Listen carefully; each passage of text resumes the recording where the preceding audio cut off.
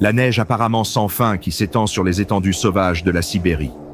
Des pins majestueux, leurs branches alourdies par le givre, encadrent le paysage. Le silence n'était troublé que par les hurlements lointains des loups.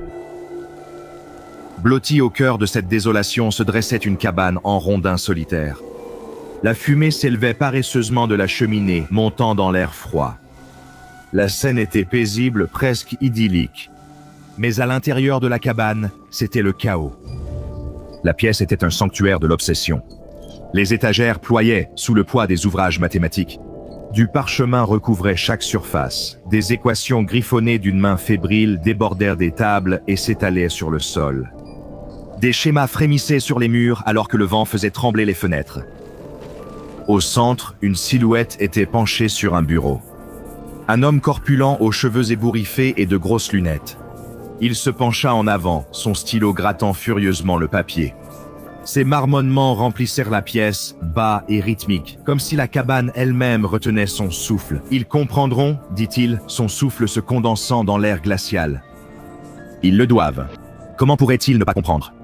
Autour de lui, d'énormes ours sibériens se prélassaient comme des animaux de compagnie. Leur taille imposante rendait la pièce encore plus étroite. L'un s'appuyait contre le mur, ses yeux sombres fixés sur l'homme, tandis qu'un autre était étendu près de l'âtre, ses énormes pattes tressaillant pendant qu'il rêvait. L'homme termina sa dernière équation avec panache, la tenant à la lumière. Un sourire maniaque s'étira sur son visage tandis qu'il se rejetait en arrière, admirant son œuvre avec satisfaction. Prenant une nouvelle feuille de parchemin, il commença à écrire une lettre. « Mesdames, messieurs, » commença-t-il, sa voix s'élevant à chaque phrase. « Je vous présente ma toute dernière innovation. Une équation qui transcende de simples nombres et formules. Elle est conçue pour élargir l'esprit, remodeler la perception et élever l'esprit humain. Grâce à elle, vos manuels deviendront des vecteurs d'illumination, diffusant le savoir dans sa forme la plus pure. » Il s'arrêta et inspira profondément. « Ce n'est rien de moins qu'une clé pour comprendre la structure même de la réalité. » Il posa son stylo et s'appuya sur sa chaise, s'adressant aux ours comme à un auditoire de savants. « Qu'en pensez-vous, mes amis? Verront-ils la vérité ?» Le plus grand ours, assis majestueusement près de la porte, le regarda avec une expression solennelle. Puis, comme pour approuver, il poussa un profond rugissement qui sembla faire trembler les murs eux-mêmes. Les autres ours firent de même, leur voix remplissant la cabane d'un son à la fois primitif et triomphant. L'homme eut un petit rire, un son mêlé d'amusement et de fierté, pliant la lettre avec soin avant de la sceller.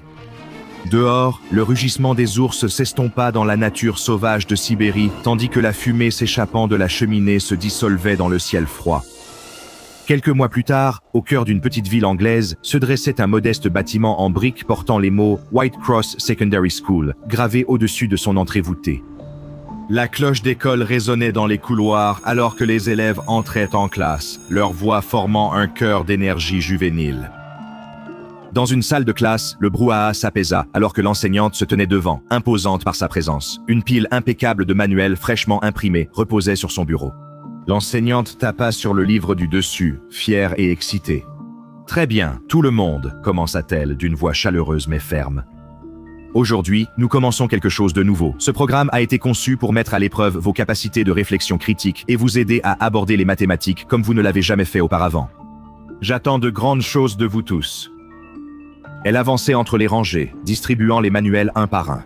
« Je pense que vous trouverez cela fascinant. Nous commencerons à la page 13. » Certains élèves feuilletèrent les pages, les yeux brillants à l'idée de découvrir de nouvelles choses.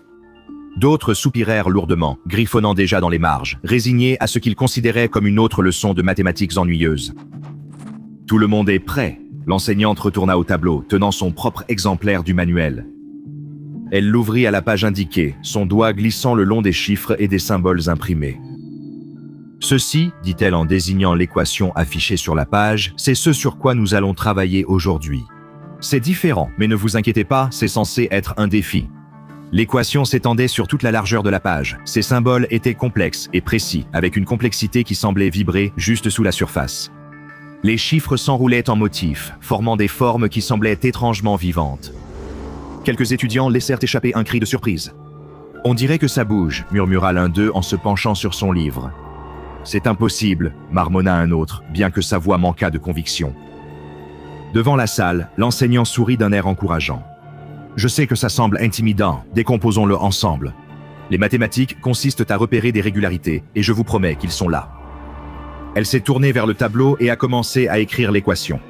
Le grincement de la craie était inhabituellement fort, instaurant une étrange tension dans la salle. Pendant que les élèves travaillaient sur l'équation, l'air semblait s'alourdir.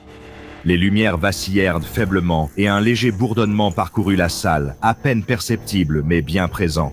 « Mademoiselle, il se passe quelque chose de bizarre », dit un élève, sa voix brisant le silence. L'enseignante se retourna vers sa classe, perplexe.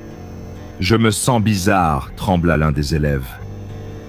Le front de l'enseignante se plissa. « Ce n'est qu'un problème complexe », les rassura-t-elle, même si sa propre voix trahissait une pointe d'inquiétude. Puis cela commença. Un léger grondement résonna depuis le coin du fond de la salle de classe. Les têtes se tournèrent brusquement, les yeux scrutant la pièce à la recherche de son origine. « Quelqu'un a entendu ça ?» chuchota quelqu'un.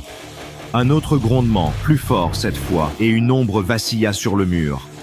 L'enseignante se figea, les yeux tournés vers le bruit. « Restez calme », dit-elle, sa voix restant ferme malgré l'inquiétude grandissante. « C'est probablement juste. » L'explication ne vint jamais. Une forme massive couverte de fourrure se matérialisa près du fond de la salle, ses yeux dorés luisant d'une attention de prédateur. Un cri collectif éclata lorsque l'ours poussa un rugissement tonitruant, sa masse dominant les bureaux. Les élèves se précipitèrent, faisant tomber chaises et bureaux en essayant de mettre de la distance entre eux et la créature. L'enseignante s'avança instinctivement, les bras levés. « Restez ensemble, ne paniquez pas !» cria-t-elle par-dessus le chaos. L'ours fit un pas en avant, ses griffes raclant le sol en linoléum. Le bourdonnement dans l'air s'intensifia et l'équation inscrite au tableau sembla bouger, ses symboles se déformant subtilement. D'autres grognements suivirent et l'impossible se produisit de nouveau. Un autre ours apparut, puis un autre encore. Les créatures rôdaient entre les bureaux, leur taille imposante et leur présence dominant la petite salle de classe. L'enseignante resta figée, son regard fixé sur les ours qui tournèrent dans la pièce. Les élèves se blottissèrent dans les coins, leur peur était palpable. Et sur le tableau noir, l'équation semblait désormais vivante, ses symboles se tordant et se déformant, comme si elle se moquait du chaos qu'elle avait déclenché. Les grognements des ours remplissèrent la pièce, une symphonie grave et gutturale qui couvrait les sanglots des élèves terrifiés. Leurs yeux brillaient, tandis qu'ils rôdaient entre les bureaux renversés et les chaises brisées. L'enseignante se colla au mur, sa poitrine se soulevant alors qu'elle tentait de rester calme. Mais le chaos qui se déroulait devant elle rendait même la pensée la plus simple impossible. Comme si c'était prévu, l'alarme de l'école retentit, son ton strident traversant la cacophonie. Des lumières rouges d'urgence clignotaient dans les couloirs, projetant de longues ombres déchiquetées qui ondulaient et se tordaient à chaque pulsation. Dehors, les véhicules de secours s'arrêtèrent en crissant, gyrophares clignotant frénétiquement. Policiers et pompiers envahirent l'école, leurs ordres à peine audibles dans la panique grandissante des spectateurs. Parmi eux, une équipe du SWAT, lourdement armée, fit son apparition, vêtue d'armure noire et fusil en main. « Quelle est la situation ?» aboya un officier dans sa radio. « Nous avons reçu plusieurs signalements d'animaux, possiblement des ours, à l'intérieur du bâtiment. » répondit une voix pleine de parasites. À l'intérieur, la réalité était bien plus effrayante qu'il ne l'imaginait. L'enseignante se cramponna à son bureau alors que les ours s'approchaient. Au moment où elle ouvrit la bouche pour supplier n'importe qui, n'importe quoi, un gémissement étouffé se fit entendre dans le coin le plus éloigné de la pièce, attirant son regard. L'un des élèves tremblait violemment, son corps secoué comme s'il était pris dans une étreinte invisible. Sa peau devint écarlate, ses veines saillaient de façon anormale. L'enseignant fit un pas hésitant en avant, tendant la main instinctivement. « Êtes-vous » Les mots moururent dans sa gorge lorsque le corps de l'enfant se tordit dans un craquement audible, ses traits se déformant de façon grotesque. De la fourrure jaillit de leur peau tandis que leur corps s'élargissait pour prendre une forme massive et bestiale. « Non !» cria l'enseignant en reculant en titubant. Mais il était déjà trop tard. L'enfant transformé, désormais un ours, poussa un rugissement qui fit trembler la terre et se jeta sur le groupe d'élèves le plus proche. Le chaos éclata de nouveau alors que les bureaux volaient en éclats et que les cris se transformaient en hurlements de douleur. Un à un, les autres enfants commencèrent à convulser, leurs cris se mêlant aux grognements monstrueux alors qu'eux aussi succombaient à la transformation. La fourrure remplaça la chair, les os craquèrent et se reformèrent, et les voix humaines cédèrent la place à des rugissements sauvages. Les élèves restants ne faisaient pas le poids face à l'assaut. Les ours nouvellement transformés ravagèrent la salle de classe, leurs griffes lacérant la chair et leurs mâchoires brisant les os. Le sang gicla sur les murs, formant des flaques sous les bureaux brisés et les livres piétinés. L'enseignant ne pouvait qu'observer, pétrifié d'horreur, alors que la pièce sombrait dans une scène de carnage indicible. Lorsque le grondement s'est tu, le silence régna de nouveau, seulement troublé par le léger bourdonnement métallique des néons de la salle de classe. Elle se tenait seule, tremblante, entourée des ours qui avaient autrefois été ses élèves. Leurs yeux dorés brillaient dans la lumière tamisée, leur corps massif bougeait alors qu'ils reportaient leur attention sur elle. Ses jambes fléchirent sous elle, mais elle se força à rester debout, sa poitrine se soulevant au rythme d'une respiration courte et rapide. Le plus grand ours avança, chacun de ses pas tonitruants, résonnant sur le sol de la salle de classe.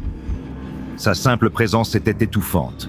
Ses yeux se fixèrent sur elle avec une intensité prédatrice qui la figea sur place. Le corps de l'enseignante tremblait, son esprit s'emballait, ses lèvres entr'ouvertes esquissaient des prières silencieuses. L'ours leva une patte massive, ses griffes scintillant du rouge de ses victimes les plus récentes, et fit un pas de plus vers elle. Soudain, un coup de feu assourdissant déchira l'air, brisant le silence inquiétant. La fenêtre de la salle de classe explosa vers l'intérieur, projetant des éclats de verre sur le sol. La silhouette massive de l'ours trembla quand la balle s'enfonça dans son flanc, striant sa fourrure de rouge. Il se retourna brusquement vers la source de l'attaque, les yeux pleins de fureur.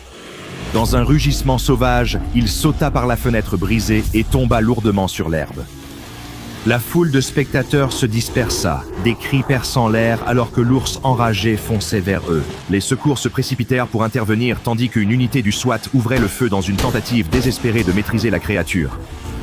L'ours était implacable. Il déchira le premier agent qu'il rencontra, frappant de ses griffes qui lacérèrent aussi bien l'armure que la chair. Les autres ours imitèrent le mouvement, sautant par les fenêtres brisées de l'école pour rejoindre le carnage. Le parking de l'école était rempli de coups de feu, de cris et des rugissements implacables des ours alors qu'ils ravageaient tout sur leur passage. Il n'a fallu que quelques heures avant que la situation n'attire l'attention de la fondation SCP. Des fourgonnettes noires aux vitres teintées sont arrivées dans l'enceinte de l'école. Lorsque les véhicules se sont arrêtés, le bruit de portières s'ouvrant à l'unisson a résonné comme le prélude à une opération militaire. Des agents en tenue tactique sont sortis, leurs gestes précis et délibérés. Vêtus de noir et lourdement armés, ils dégageaient une aura d'autorité inébranlable. Sans un mot, ils se sont déployés, sécurisant le périmètre avec une efficacité rodée. Une poignée d'agents s'approchèrent de l'entrée fracassée de l'école, leurs pas crissant sur le verre brisé et le bois éclaté. Les survivants, des élèves sous le choc et un personnel tremblant, furent vite conduits dans les véhicules en attente. Les agents parlaient à voix basse, sur un ton apaisant, leurs paroles rassurantes presque robotiques. La plupart des évacués affichaient une expression vide, trop traumatisés pour résister. Leurs yeux vitreux, ils titubaient vers la sécurité.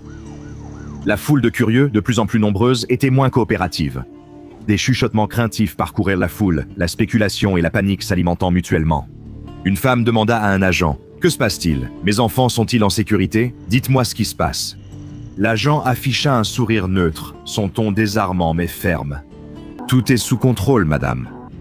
Veuillez retourner chez vous. » Elle hésita, le regard se tournant nerveusement vers les fenêtres brisées de l'école. L'agent se pencha, murmura quelque chose qu'elle oublierait aussitôt, tandis qu'un léger nuage de brume se dissipait entre eux. Elle cligna des yeux, confuse, avant de se détourner silencieusement, sa panique remplacée par une vague impression d'oubli. Un par un, les témoins furent interceptés et leurs souvenirs modifiés de façon sélective à l'aide d'amnésiques de classe B. À la tombée de la nuit, la foule s'était entièrement dispersée. La cour de l'école, jadis théâtre d'horreur et de carnage, était maintenant silencieuse, hormis les rares murmures du personnel de la fondation. Ceux qui étaient repartis n'avaient gardé aucun souvenir des événements, seulement un malaise tenace qu'ils ne pouvaient expliquer. La salle de classe autrefois chaotique avait été transformée en une zone d'examen stérile. De puissants projecteurs illuminaient chaque recoin, leurs faisceaux agressifs projetant de longues ombres menaçantes. Les murs, encore striés de sang, portaient un témoignage silencieux du carnage qui s'était déroulé quelques heures plus tôt. Au centre de la pièce, le tableau noir restait intact, l'équation griffonnée à sa surface paraissant anodine au premier regard. Pourtant, à mesure que les secondes s'étiraient, l'air autour semblait onduler légèrement, chargé d'une tension qui pesait contre les murs. Les symboles, immobiles mais animés d'une intention cachée, semblaient vibrer d'une résonance inaudible, comme la résonance persistante d'un diapason frappé. Des tables en métal furent apportées, chacune méticuleusement organisée avec des sacs de confinement. Des manuels scolaires récupérés des décombres étaient empilés, leur couverture restant intacte malgré la dévastation. Un chercheur se tenait au-dessus d'un manuel, les mains gantées, tremblant légèrement alors qu'il feuilletait jusqu'à la page 13. L'équation leur faisait face, ces boucles et motifs complexes à la fois statiques et incroyablement vivants. « Ce ne sont que des chiffres », murmura le chercheur, sa voix à peine audible, teintée d'incrédulité. Il fixait l'équation tourbillonnante sur la page. Qui ne fait pas ça? De l'autre côté de la pièce, un agent en faction près de la porte se déplaça, son regard perçant fixé sur le chercheur. « Ce ne sont pas que des chiffres, dit-il d'un ton sombre, sa voix perçant le bourdonnement qui recommençait à monter, faible mais insistant. Plus maintenant. » La vibration dans l'air devint plus forte, n'étant plus subtile, mais une pulsation sourde qui résonnait dans leurs os. Tout le monde se figea, leur souffle suspendu alors que la sensation se propageait. L'agent près de la porte, dont le visage était impassible il y a un instant, grimaça soudainement. Il porta brusquement sa main à sa tempe, ses doigts s'enfonçant sur le côté de sa tête, comme pour bloquer une force invisible. « Vous allez bien ?» demanda le chercheur, la voix tendue par l'inquiétude. L'agent ne répondit pas. Sa respiration devint saccadée, son corps tremblant violemment. « Il y a quelque chose qui ne va pas » articula-t-il difficilement, la voix tendue. Avant toute réaction, il se plia en deux, un grognement guttural sortant de sa gorge. Sa peau rougit, des veines saillantes déformant grotesquement son cou et ses bras. Son uniforme se tendit sur sa carrure qui grossissait, tandis que son corps se contorsionnait et que ses os craquaient fortement. « Reculez !» ordonna l'agent principal, repoussant le membre du personnel contre le mur. La transformation fut rapide et terrifiante. La fourrure jaillit de la peau de l'agent par plaques, s'étendant par à-coups irréguliers, jusqu'à ce que tout son corps soit recouvert d'une épaisse toison emmêlée. Son visage s'allongea en un museau retroussé, ses yeux dorés luisant férocement. En quelques instants, l'homme avait disparu, remplacé par un énorme ours qui rugit d'une fureur terrifiante. Le chaos éclata. L'ours se jeta en avant, balayant de sa patte massive l'agent le plus proche. L'impact projeta la victime au sol, son corps heurtant la table en métal avant de s'effondrer sur le sol dans un tas inerte. Du sang éclaboussa la pièce, contrastant avec la lumière blanche des projecteurs. « Abattez-le » cria l'agent principal, sa voix couvrant les hurlements. Les agents restants ouvrirent le feu, leurs armes claquant bruyamment dans l'espace confiné. Les balles fendirent l'air, frappant l'épaisse peau de l'ours, mais la créature ne vacilla pas. Il chargea en avant, ses mâchoires se refermant sur le bras d'un autre agent, déchirant chair et os avec une facilité écœurante. Le chercheur, le cœur battant, se plaqua contre le mur en voyant la destruction. Le bourdonnement provenant de l'équation semblait devenir plus fort, plus insistant, comme s'il se nourrissait du chaos. L'agent principal n'hésita pas. Il leva son fusil, visant directement la tête de l'ours. Un seul coup de feu retentit, tonitruant, la balle atteignant sa cible. L'ours chancela, son rugissement faiblit alors qu'il s'effondrait au sol dans un fracas. Un instant, la pièce demeura silencieuse, hormis la respiration haletante des agents survivants. Le sang s'accumulait autour de l'ours sans vie, ses yeux dorés fixant le plafond d'un regard vide. « Tout le monde, regroupez-vous » ordonna l'agent principal, sa voix tendue mais ferme. « Sortez les blessés d'ici, sécurisez le matériel immédiatement. » Le personnel de la Fondation sécurisa rapidement le matériel, mais dès le lendemain, des incidents similaires étaient signalés dans la région et ailleurs. Des écoles aussi éloignées que l'Écosse et le pays de Galles ont décrit des scènes identiques. Des salles de classe envahies par des ours, des élèves et des enseignants fuyant terrorisés, et des équations qui semblaient tordre la réalité elle-même. Les agents de la Fondation ont tout fait pour retrouver et récupérer chaque exemplaire du manuel qui avait été distribué, mais l'anomalie était clairement déjà hors de contrôle. Chaque livre confisqué était déplacé vers des sites de confinement pour études, mais le risque d'interaction freinait les avancées. Les meilleurs mathématiciens et spécialistes vimétiques de la Fondation se sont réunis dans un laboratoire stérile et sécurisé au cœur d'un site de confinement. La pièce bourdonnait de tension, éclairée par la lumière froide des néons fluorescents. Sur un grand écran, l'équation était affichée dans les moindres détails, ses symboles complexes et enchevêtrés projetés en haute résolution. Les chercheurs se penchaient sur leurs terminaux, le front plissé par la concentration. Des notes étaient griffonnées sur les tableaux blancs, leur surface couverte de calculs et de théories fragmentées. Malgré tous leurs efforts, aucune explication cohérente de l'anomalie n'émergea. « Ça n'a aucun sens », marmonna un mathématicien en passant une main dans ses cheveux ébouriffés. « L'agencement de ces symboles, on dirait qu'ils voyagent entre des dimensions invisibles pour nous. » Un autre chercheur, le visage pâle et tiré, tapait sur son clavier avec des doigts tremblants. Ces motifs suggèrent non, ils exigent une logique qui ne devrait tout simplement pas exister. C'est comme s'ils changeaient les règles des mathématiques. Le chef de l'équipe, un miméticien chevronné, se frotta les tempes et poussa un profond soupir. Nous faisons face à quelque chose qui dépasse l'entendement humain. À chaque tentative de compréhension, on a l'impression d'être observé par cette chose. Un rire nerveux a traversé la pièce, mais s'est vite tu quand les lumières ont vacillé. Personne d'autre a ressenti ça ? Demanda un mathématicien en jetant des regards nerveux autour de lui. Avant qu'on ne réponde, un bourdonnement emplit l'air.